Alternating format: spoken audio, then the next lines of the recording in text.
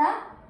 ఏమేమి తిన్నాను? నువ్వు దాంట్లో ఎక్కువ కారం వేసినావు. ఎక్కువ ఏమి వేయలే, కొంచెమే ఉంది. కావాలంటే చూడు, ఫస్ట్ నువ్వు టేస్ట్ చూసి మాట్లాడాలి ఏదైనా. వావ్, చూడడానికి బాగుంది కానీ కొంచెం వేసి చూసా.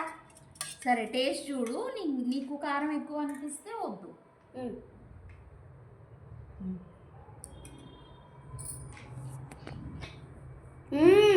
బాగుంది. మరి నన్ను అన్నావు కదా కారం ఎక్కువ వేసినావని, మరి ఎందుకన్నా? సారీ.